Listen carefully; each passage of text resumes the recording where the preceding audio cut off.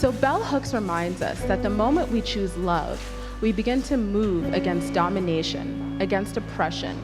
The moment we choose love, we begin to move towards freedom and act in ways that will liberate ourselves and others. Statistically, my story would be, and then Julie died. That would be the story. So I am very uniquely positioned, and I try my best to use that privilege in a positive way. As a public educator, I am all those pieces, right? I'm someone who survived a horrific thing, and I'm not going to downplay it, but I'm also an educator, and I constantly think about how do I stop this from happening to someone else, and we can't stop it unless we figure out where the hell it's coming from. When women are vulnerable, and I use this example all the time when I work with youth, right? As a woman, if I was crying outside his doorstep 5 years after he left me, do you think the neighbors would have thought that was cute? But because he was a young man, a young white man, crying at someone's doorstep, people were just like, oh, such bravery. We enable that when we don't talk about these things.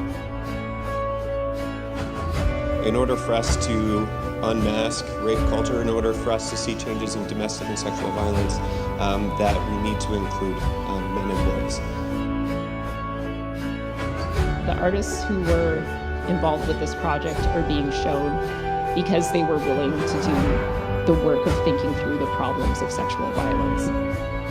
For me, it just really underscored Brock Turner's father's remarks, which was that he shouldn't have his entire life thrown away over 20 minutes of action.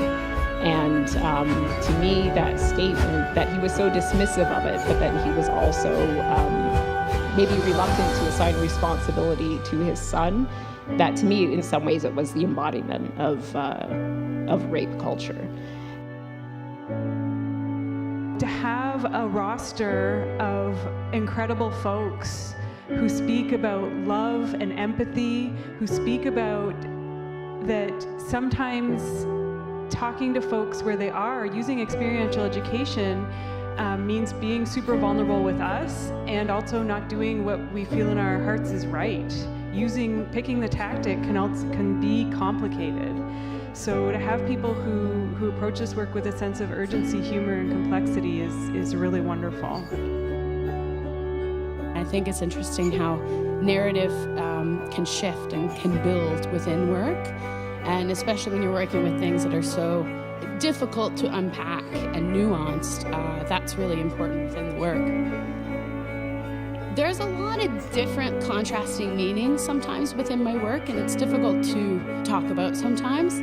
The way that these figures, especially the deerskin dress, the way that it's showcased, represented a museum's history with extraction, with how they represent Indigenous artifacts or works of art or clothing.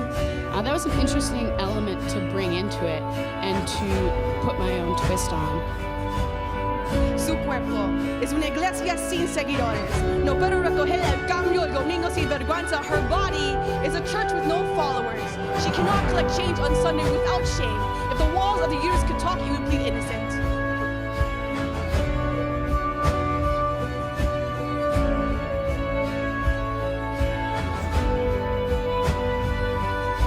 As an artist-run center, we are very excited to be a part of this conversation and the fight against sexual violence and harassment. We see the arts as a great entry point to discuss these issues. We have been working with the McMaster Equity and Inclusion Office, SASHA, as well as Center 3, and we've been working collaboratively to bring awareness and engage a dialogue through today's conference. So this partnership seeks to foster and promote social awareness as well as cultural change surrounding sexual harassment and violence. We are really honored to co-host this conference that brings together amazing speakers, performers, and artists whose activity and practice includes progressive social change. I also like to thank the Canada Council for the Arts, the Ontario Arts Council, and its Never OK campaign with the provincial government.